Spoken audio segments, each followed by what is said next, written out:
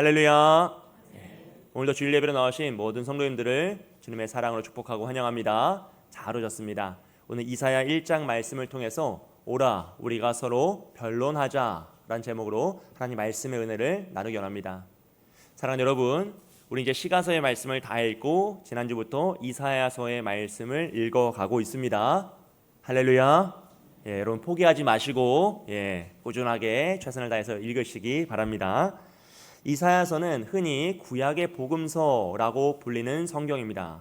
그래서 성경의 전체적인 핵심을 요약해 놓은 말씀이라고도 할 수 있습니다. 하지만 말씀을 읽다 보면 우리의 마음이 조금 무거워지기도 해요.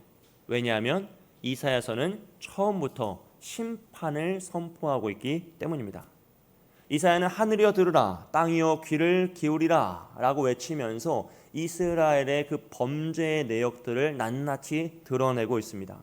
특히 이사야 1장에서 이스라엘의 범죄의 내용, 하나님께서 그들을 심판하시는 내용은 크게 4가지 이유가 있는데요. 그 첫째가 하나님을 알지 못하는 죄라는 것이죠. 우리 1장 2절과 3절 말씀 다 함께 읽도록 하겠습니다. 하늘이여 들으라, 땅이여 귀를 기울이라. 여호와께서 말씀하시기를 내가 자식을 양육하였거늘 그들이 나를 거역하였도다. 소는 그 인자를 알고 나귀는 그 주인의 구유를 알건 말은 이스라엘은 알지 못하고 나의 백성은 깨닫지 못하는도다 하셨도다. 아멘. 무슨 말입니까? 짐승도 자기 주인을 아는데 하나님은 이스라엘 백성을 자식으로 키우셨는데 그 자녀였던 이스라엘 백성들이 하나님을 알지 못하였다는 것이죠. 짐승만도 못한 페륜의 죄악을 저지르고 있는 그 이스라엘의 죄를 고발하고 계시는 장면입니다. 두 번째로는요, 하나님을 만홀히 여기는 죄입니다. 우리 1장 4절 말씀을 보시면요, 함께 했습니다. 슬프다 범죄한 나라요, 허물어진 백성이요, 행악의 종자요, 행위가 부패한 자식이로다. 그들이 여호와를 버리며 이스라엘의 거룩하신 이를 만홀히 여겨 멀리하고 물러갔도다. 아멘. 이 말씀을 띄워주세요. 여기서 만홀히 여긴다라는 것은요, 히브리어로 나하츠라는 단어를 쓰는데 이것은 몰라서 실수로 잊어버리거나 잘 깨닫지 못하여서 소홀히 여긴다는 뜻이 아니라 의지적으로 적극적으로 대적하고 거절하며 멸시한다는 것입니다. 즉 이스라엘 백성들이 의지적으로 하나님을 만만하게 여기면서 소홀히 대하고 있다라는 태도예요. 한자로는 거만할 만자에 소홀할 홀자를 씁니다. 내가 거만하여 내가 커져서 하나님을 소홀히 작게 여긴다라는 것이죠. 하나님을 대하는 지금 이스라엘의 그 태도가 얼마나 패역한지, 그들의 마음 자체가 얼마나 악한지를 표현하는 단어가 바로 만홀히입니다. 그래서 그들이 받는 평가는 무엇이죠? 슬프다 범죄한 나라요, 허물어진 백성이요, 행악의 종자요, 행위가 부패한 자식이라는 평가를 받고 있다라는 것이죠. 세 번째로 그들의 죄는요, 형식적으로만 예배한 죄입니다. 우리 12절과 13절 말씀을 우리 함께 읽겠습니다. 너희가 내 앞에 보이러 오니 이것을 누가 너희에게 요구하였느냐? 내 마당만 밟을 뿐이니라. 헛된 재물을 다시 가져오지 말라. 분향은 내가 가증히 여기는 바요, 월삭과 안식일과 대회로 모이는 것도 그러하니 성회와 아울러 악을 행하는 것을 내가 견디지 못하겠노라. 아멘. 이 말씀이 무슨 의미냐면요, 원래 율법상 레위기 1장에 보면 온전한 제사의 방법을 이렇게 가르치고 있습니다. 우리 이미지를 한번 보여주세요. 우리 제사를 드릴 때는요, 제물을 준비해야 되겠죠. 그 제물은 누가 준비합니까? 예배자가 준비합니다. 제사를 드리는 예배자가 제사를 드리기에 합당한 흠이 없는 제물을 준비해야 되는 것, 스스로 준비하는 겁니다. 그 다음 정말 중요한 순서인데 죄의 전가가 있습니다. 이건 제사장이 하는 것이 아니라 예배자가 자신을 대신하여 죽을 그 제물에게 안수하여서 나의 죄를 너에게 전가시킨다, 넘긴다라고 안수하면서 자신이 죽어야 될 제물인데 내가 죽는 대신 그 제물, 짐승이 죽는 것을 의미를 부여하는 것이죠. 그래서 여기서 이제 대속과 제물의 의미가 발현되는 것입니다. 그러고 나서 이 제물을 도축하죠. 죽여서 피를 흘리고 가죽을 벗기고 각을 뜹니다. 제사를 드릴 수 있도록요. 이것을 누가 하냐면 원래 말씀을 보면 제사장이 하는 것이 아니라 예배자가 하는 것입니다. 예배자가 죄를 전가시키며 안수할 때 회개하겠죠. 주님, 내가 죽어야 할 제물인데 이 짐승이 대신 죽습니다. 회개하는 심정으로 이 제물에게 안수하고요. 그 제물을 죽이고 각을 뜨면서 무슨 생각을 하겠습니까? 내가 이렇게 피 흘려서 죽어야 되는데 이 제물이 대신 죽는구나라는 것을 기억하게 하시는 장치였어요. 그럼 제사장은 뭐 하느냐? 이후에 그 피를 받아서 제단에 뿌리고 이후 제사를 전체를 진행하면서 속죄를 선언하는 것이 제사장이 할 의무였습니다. 그런데 이사야 당시에는 이 제사를 어떻게 드렸냐면요, 예배자가 직접 제물을 도축하는 것이 아니라 이 제물을 잡고 피 흘리고 각을 뜨는 것을 제사장과 레위인들에게 위탁하였어요. 왜냐하면 여러분 생각해 보세요. 제물을 잡는 일은 보통 쉬운 일은 아니다라는 것이죠. 이제 화면 내려주시고요. 원래 예전에는 가난할 때에는 이스라엘 백성들이 처음 가나안 땅을 정복했을 때는 모두가 다 비슷비슷한 그런 상황이기 때문에 모두가 다 자신들의 짐승을 스스로 잡아서 먹었겠죠. 하지만 오랜 세월이 지나면서 빈부격차가 생겼습니다. 그래서 어떤 이들은 부자가 되었고 주인의 역할을 합니다. 하인이 있죠. 그럼 그 주인들은 더 이상 자신의 손으로 재물을 도축하지 않는다는 거예요. 당연하죠. 하인을 시키면 되니까요. 편안해졌습니다. 그래서 제사를 드리러 와봤더니 이 재물을 누가 잡아야 돼요? 내가 잡아야 되는 거예요. 그래서 생각해 보니까 이 재물을 잡아서 피 흘리고 가죽을 벗기고 각을 뜨는 거 참 어렵고 또 복잡하면서 번잡한 일이라는 것이죠. 옷에 피 다 튀기고 쉬운 일이 아니라는 것이에요. 그래서 어떻게 합니까? 내가 하는 것이 아니라 제사장과 레위인들에게 이것을 맡겼다는, 위탁했어요. 그리고 그들은 점잖은 모습으로 성전 마당 앞에 서 있습니다. 하나님 그 모습을 보시면서 너희가 성전 마당만 밟고 있다라고 참혹한 그 죄의 현실을, 형식적인 예배를 탓하시는 거죠. 원래 하나님이 이것을 예배자에게 시키신 이유는 그것이 힘들고 안 힘들고가 중요한 것이 아니라 이 재물이 원래 나였어야 되는데, 내가 이렇게 죽었어야 되는데 하나님 나를 살려주셨구나 라는 그 감격과 은혜를 기억하며 회개하라는 것이었어요. 그것이 제사의 가장 중요한 본질 중에 하나입니다. 그런데 이것을 편하고자, 자신의 편의를 위하여서 조금 더 효과적으로 진행하기 위하여서 하나님의 뜻을 어기고 성전 마당만 밟고 있는 것이죠. 왜냐하면 돈과 비싼 재물만 바치면 제사장과 레위인들이 모든 것을 다 해결해주는 시스템이 만들어졌기 때문입니다. 지금 하나님께서는 이렇게 하나님을 만홀히 여기며 제사를 드리는 그 태도를 너무나 싫다라고, 너무나 거부하시는 반응으로 말씀을 하고 있는 것이죠. 네 번째로는요, 예배와 삶이 분리된 죄입니다. 우리 15절 말씀을 다 함께 읽겠습니다. 너희가 손을 펼 때 내가 내 손을 너희에게서 가리고 너희가 많이 기도할지라도 내가 듣지 아니하리니 이는 너희의 손에 피가 가득함이라. 아멘. 여러분, 성전 안에서는 제사장들에게 제사를 위탁하면서 거룩한 척하고 있지만 정작 성전 밖에서는 뭐라고 있습니까? 약자들을 수탈하며 손에 피가 흥건히 묻어 있다는 것이에요. 결국 하나님께서 보신 이스라엘의 모습은 정말 겉만 병든 그런 모습이 아니라 머리에서부터 발끝까지 단 한 곳도 성한 곳이 없는 완전히 병든 자이고 또 짐승만도 못한 폐륜의 죄를 범하고 있는 백성들이라는 것입니다. 그래서 하나님께서 그들의 예배를 거부하시죠. 그들의 기도와 그들의 제물을 역겹다라고 하시면서 꼴도 보기 싫어서 눈을 가리시고 귀를 막으시겠다라고 말씀하십니다. 사랑하는 여러분, 이런 이스라엘의 안타까운 모습들, 그들의 죄악의 모습들, 심판받는 고발의 모습들을 보면서 우리는 우리의 모습을 되돌아보는 지혜가 있기를 소원합니다. 여러분, 우리는 정말로 하나님을 알고 있나요? 정말로 우리의 창조 되시는 아버지를 기억하며 살아가고 있는지 고민해 봐야 합니다. 우리가 말로는 하나님을 믿는다라고 하고 의지한다고 하지만 정말로 하나님을 내 인생의 주인으로 섬기며 내 인생의 왕으로 우리가 모시고 살아가고 있는지 우리의 마음을 되돌아볼 필요가 있다는 것이죠. 또한 우리는 하나님을 정말 경외하며 살아가고 있는지 여러분 두렵고 떨림으로 살펴봐야 합니다. 어쩌면 우리도 우리의 삶 속에서 하나님을 만홀히 여기며 살아갈 수 있다는 것이에요. 하나님이 무엇을 원하시는지 뻔히 알면서도 내 생각을 우선할 때가 있습니다. 서로 사랑하라.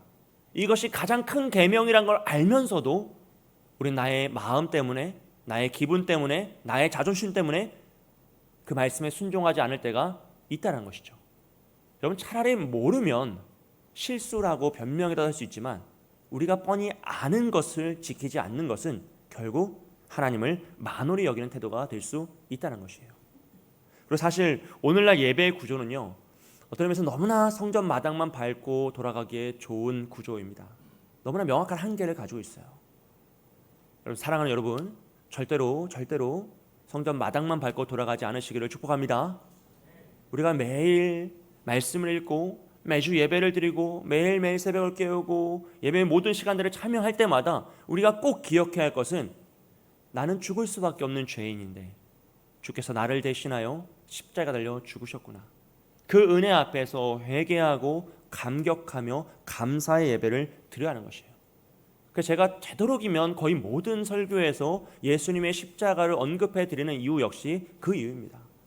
우리가 예배를 드리는 목적 자체가 나의 죄를 깨닫고 하나님의 은혜를 묵상하며 그 십자가의 사랑을 되새기는 것이기 때문에 우리가 이것을 놓치면 결국 어떻게 됩니까? 우리의 예배도 형식적인 예배, 마당만 밟고 돌아가는 예배가 될 수 있다는 것입니다. 그래서 우리의 습관적인 예배나 불손한 예배의 태도는요, 너무나 두렵고 떨리는 문제이고 큰 죄가 될 수 있다라는 것이죠. 그리고 그런 사람은 결국 삶 속에서 신앙과 삶이 분리될 수밖에 없습니다.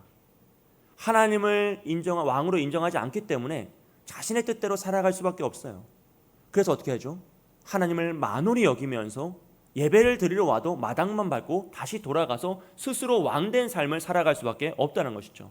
그럼 당연히 신앙과 삶은 결국 나누어지게 되는 것이죠. 지금 이사야는 너무나 두렵고 떨리는 말씀을 우리에게 선포하고 있습니다. 그래서 우리가 이사야서의 말씀을 이렇게 보면 이 이사야서가 절망의 책인 것처럼 보일 때가 있다라는 것이죠. 너무나 많은 심판과 두려운 심판들이 선포될 때마다 이 책은 우리에게 절망을 주는가, 더 이상 소망은 없는가라는 두려움이 생길 수 있다는 것이죠. 하지만 하나님은요, 그 다음에, 그 절망적인 순간 바로 다음에 정말 놀라운 소망의 말씀을 선포하십니다. 우리 18절 말씀을 우리 다 함께 읽겠습니다. 여호와께서 말씀하시되 오라 우리가 서로 변론하자. 너희의 죄가 주홍 같을지라도 눈과 같이 희어질 것이요 진홍같이 붉을지라도 양털같이 희게 되리라. 아멘. 조금 전까지만 해도 죄를 고발하셨던 하나님께서 지금 그 죄인들을 뭐라고 하십니까? 오라라고 초청하고 계세요.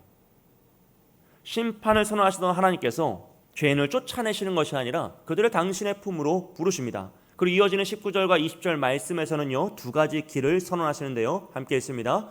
너희가 즐겨 순종하면 땅의 아름다운 소산을 먹을 것이요 너희가 거절하여 배반하면 칼에 삼켜지리라. 여호와의 입의 말씀이니라. 아멘. 말씀에 순종하면 회복이 있고요, 끝까지 거절하면 심판이 임한다고 합니다. 결국 여러분, 회복과 심판을 나누는 기준은 우리 죄의 크기가 아니라 하나님의 말씀에 어떻게 반응하냐라는 것이에요.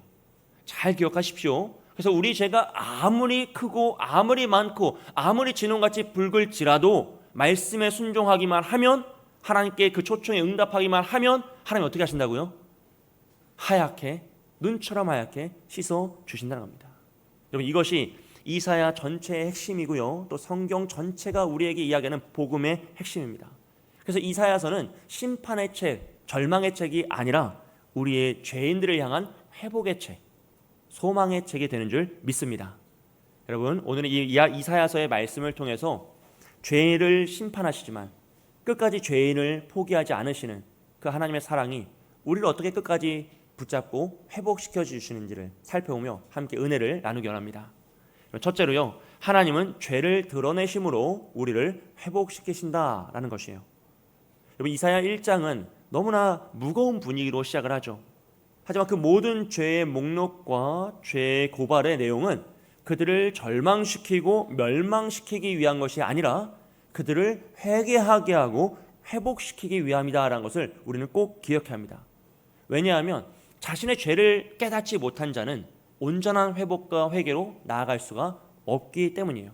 그래서 하나님은 너무나 참혹한 죄이지만 그 모든 죄를 다 드러내십니다. 여러분, 우리가 어딘가 아파서 병원에 가면 의사 선생님은 뭘 먼저 하죠? 검사를 하죠. 온 몸을 검사를 합니다.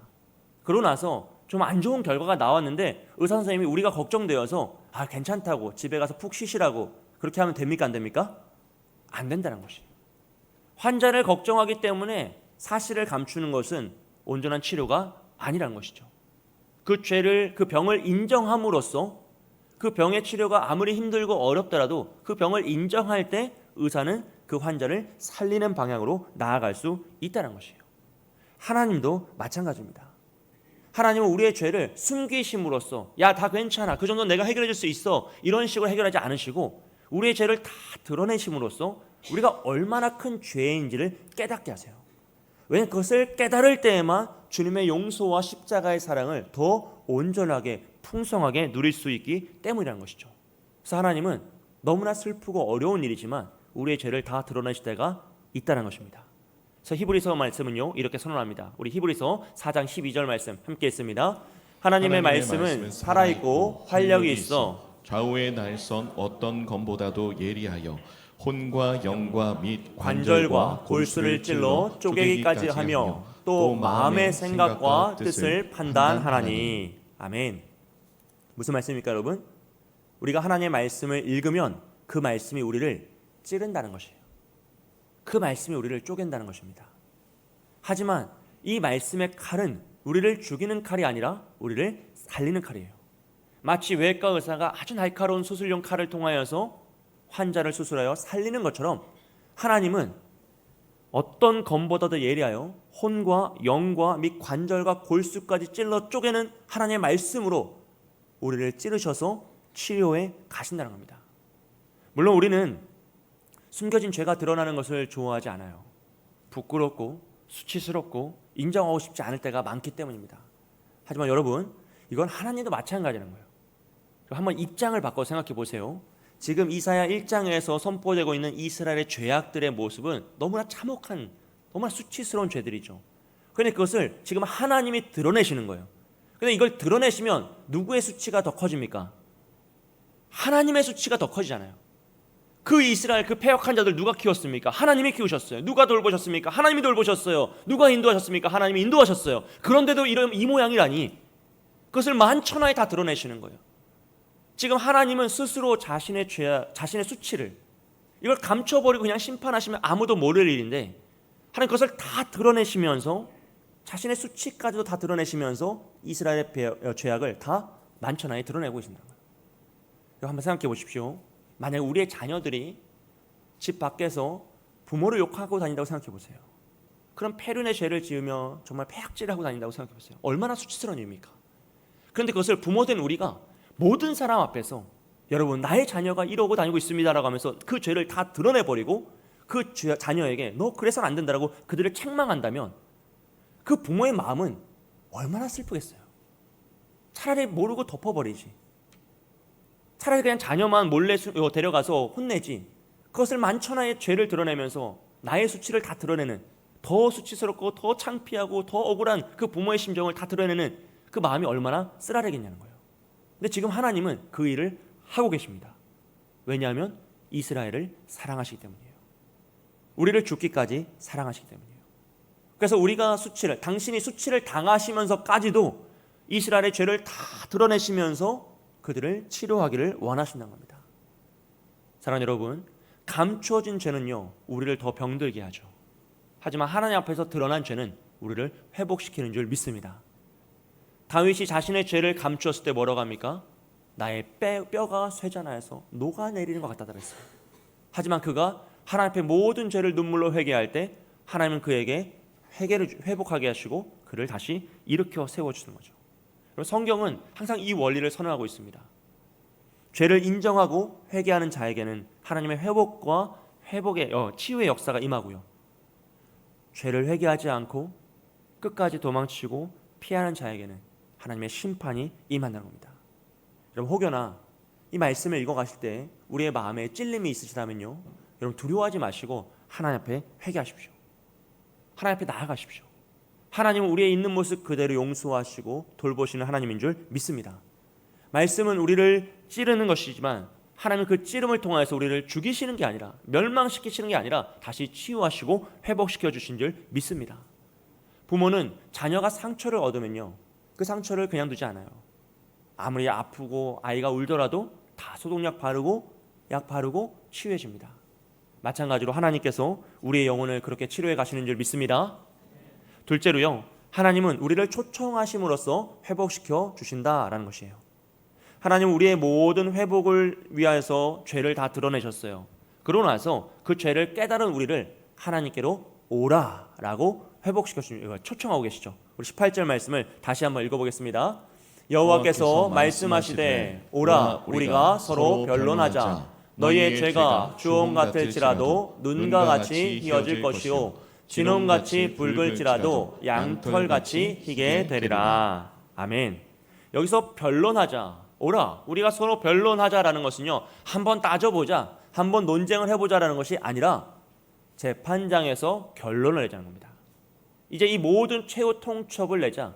그 앞에 이미 죄가 다 고발되었기 때문에 이제 와서 모든 결론을 내자, 최종 판결을 내자는 것이죠.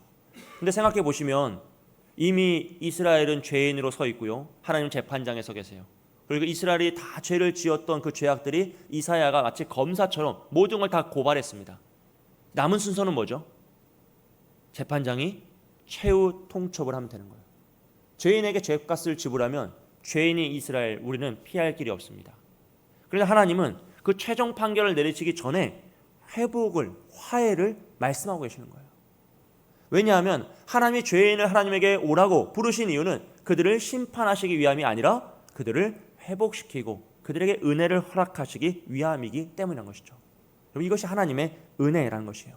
그래서 18절 말씀에서 오라 우리가 변론하자라는 이 말씀은 이사야 전체에서도 가장 아름다운 말씀 중에 한 구절이고요, 또 성경 전체의 핵심, 그 회복의 핵심을 선포하는 복음의 메시지입니다. 조금 전까지만 해도 죄를 고발하셨던 하나님께서 그들을 다시 당신의 품으로 오라라고 요청하고 계세요. 그 행악한 자들, 범죄한 자들, 부패한 그 자식들을 하나님은 포기하지 않으시고 끝까지 주의 품으로 다시금 오라라고 불러주신 거죠. 그럼 이것이 복음이란 사실을 잊지 마십시오. 죄인이 하나님을 먼저 찾은 것이 아니라 하나님께서 죄인에게 오라라고 먼저 불러주십니다. 아담이 범죄했을 때에도, 가인이 죄를 지었을 때에도, 모세가 광야에서 방황할 때에도 하나님은 먼저 찾아가셔서 그들을 만나 주신다는 거죠. 그래서 성경을 우리가 읽다 보면 하나님은 언제나 먼저 찾아오시는 분임을 우리가 알 수 있어요. 모든 순간순간마다 항상 우리에게 오라라고 말씀하십니다. 왜냐하면 하나님은 우리가 죄 가운데 쓰러져 죽어가는 것을 기뻐하지 않으세요. 죄의 그 값을 받으며 심판을 받는 것을 기뻐하지 않으십니다. 사랑의 하나님, 우리를 낳으시고 기르신 그 하나님께서는 오늘도 우리가 그 죄에서 회복되어 주님께 돌아오기를 원하신다는 거죠. 우리의 모든 죄와 슬픔과 아픔을 주님께서 회복시키실 것이기 때문에 우리에게 다시금 오라라고 말씀하십니다. 그리고 그 이후에는 놀라운 약속을 선언하시는데요, 너희의 죄가 주홍 같을지라도 눈과 같이 희어질 것이요 진홍 같을지라도 양털같이 희게 되리라 라고 말씀합니다. 여기서 주홍과 진홍은 당시에 사용하던 가장 강력한 붉은색 염료이죠. 이것을 한번 물들이면 사람의 힘으로는 다시 하얗게 만들 수가 없는 염색체였습니다. 염색약이었습니다. 그러므로 우리의 죄는요, 시간이 지난다고 사라지는 것이 아니다라는 것을 기억해야 돼요. 우리가 선행을 많이 한다고 해서 죄가 가려지는 것이 아닙니다. 우리가 좋은 일을 많이 한다고 해서, 봉사를 많이 한다고 해서 죄를 숨길 수 있는 것도, 지워지는 것도 아니다라는 것이죠. 사람은 죄를 없는 척하면서 숨길 수는 있어요. 하지만 죄를 씻어낼 수는 없습니다. 오직 하나님만이 우리의 진홍같이, 주홍같이 붉은 죄를 흰 털처럼, 흰 눈처럼, 양털처럼 하얗게 만드실 수 있는 줄 믿습니다. 여러분, 그래서 복음은요, 깨끗해지면 나에게 와라, 너 이거 해결하고 와라가 아니라 있는 모습 그대로 나에게 오라, 내가 너희를 회복시킬 거다, 내가 너를 깨끗하게 하겠다라는 말씀이에요. 그리고 이 약속의 말씀은 예수님의 십자가의 사역을 통하여서 다 성취되었습니다.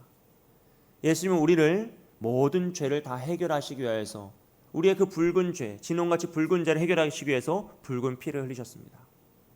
우리의 너무나 참혹한 그 죄를 해결하시기 위해서, 우리를 의롭다 하게 하시기 위해서 십자가 달려 죽으심으로 우리의 모든 죄값을 해결해 주셨습니다. 그래서 요한 1서 1장 7절 말씀은요, 이렇게 말씀하고 있어요. 우리 함께 읽겠습니다. 그가 빛 가운데 계신 것 같이 우리도 빛 가운데서 행하면 우리가 서로 사귐이 있고 그 아들 예수의 피가 우리 모든 죄에서 깨끗하게 하실 것이요. 아멘. 그 아들 예수의 피가 우리를 모든 죄에서 깨끗하게 하실 것이다 라고 선언하고 있습니다.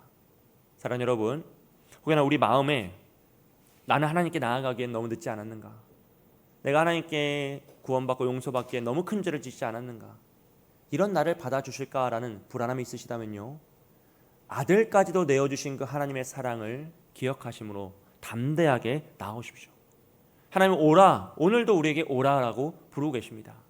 그 하나님의 초청에 응답하시는 여러분 되시길 소원합니다. 우리의 죄보다 하나님의 은혜가 더 큰 줄 믿습니다. 우리의 실패보다 하나님의 긍휼이 더 깊은 줄 믿습니다. 하나님은 십자가의 사랑으로 우리의 가장 붉은 죄까지도 하얗게 만드실 수 있는 능력의 하나님이신 줄 믿습니다. 오늘도 우리에게 오라라고 부르시는 그 하나님의 초청에 응답하시고 그 치유와 회복을 경험하시는 저와 여러분이 되시길 주님의 이름으로 축복드립니다. 마지막으로요, 셋째로 하나님은 우리를 더 온전함에 이르도록 회복시키신다라는 거예요. 여러분, 하나님이 우리의 죄를 다 드러내셨어요. 그리고 그 죄를 깨닫는 자를 다 부르셔서 용서하셨습니다. 하지만 하나님은요, 그 용서에서 멈추시는 것이 아니라 우리를 더 온전함으로 이끄셔서 우리를 완전한 회복으로 이끌어 가신다는 거예요. 그래서 19절과 20절 말씀을 보면요, 이렇게 말씀합니다. 함께 읽습니다. 너희가 즐겨 순종하면 땅의 아름다운 소산을 먹을 것이요 너희가 거절하여 배반하면 칼에 삼켜지리라. 여호와의 입의 말씀이니라. 아멘.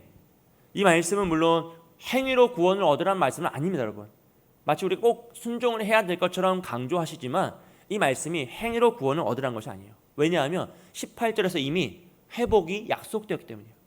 너희의 죄가 진홍같이 붉을지라도 내가 흰눈처럼 하얗게 씻어주리라. 이미 회복을 약속하셨어요. 그리고 용서가 이루어졌습니다. 그러고 나서 하나님 원하시는 것이 무엇입니까? 순종하라는 것이에요. 여러분, 이 순서를 꼭 기억하셔야 됩니다. 이 순서가 복음의 순서이죠.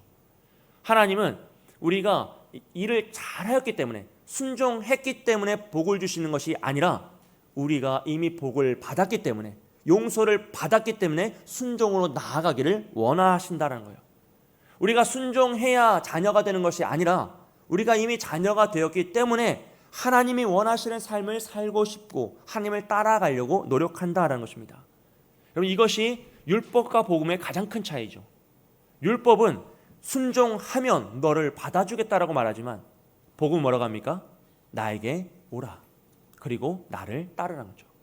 내가 너희를 이미 깨끗하게 하였으니 나를 따르라 라고 요청합니다. 그래서 하나님께서 원하시는 회복이라는 것은요, 단지 우리가 죄책감에서 자유를 얻고 조금 더 깨끗해진 순간이 아니라 더 삶 전체가 완전히 회복되어 거듭나서 하나님의 온전하신 그 목적을 도달하는 것이 하나님 원하시는 회복의 모습이라는 것입니다. 탕자의 비유를 기억하시죠?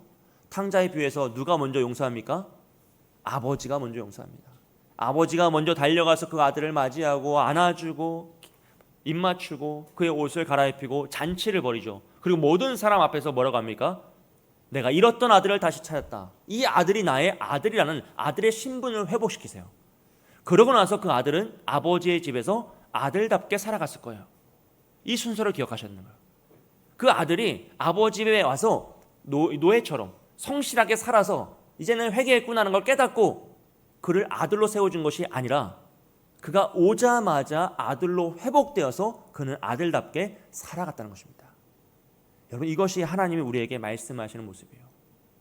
그래서 우리가 성경이 말하고 있는 우리가 해야 할 순종이란 것도 나의 의무가 되어서 나의 책무가 되어서 내가 하나님의 아들로서 인정받기 위해서 하는 행위가 아니라 이미 구원받은 자녀로서 그 놀라운 사랑을 받았기 때문에 그 사랑에 감격하여 나아가는 순종이 돼요.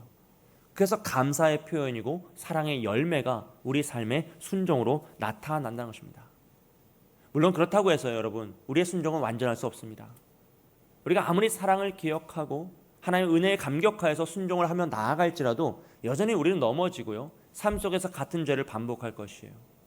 때로는 하나님이 원하시는 것을 뻔히 알면서도 또 내 생각대로 행동하는 그런 만홀히 여기는 죄를 범할 수도 있습니다. 그럼에도 불구하고 하나님 우리를 여전히 사랑하세요. 왜냐하면 이미 우리가 하나님의 자녀가 되는 권세를 받았고 하나님이 원하시는 그 온전함에 이르기 위하여서 그 성화의 단계를 겪어가고 있기 때문이에요. 아직 연약하고 부족하지만 하나님이 우리를 그 모습까지 이끌어 가실 거기 때문에 그 가운데에서 순종하고 넘어지는 모습들은 하나님이 다 용서하시고 사랑으로 긍휼로 도와주신다는 겁니다. 그래서 하나님이 우리에게 원하시는 모습은요, 완전함이 아니라 모든 순간 하나님만을 붙잡고 하나님만을 의지하며 나아가는 그 믿음의 태도라는 것이에요. 그래서 여러분, 완전하려고 애쓰지 마십시오.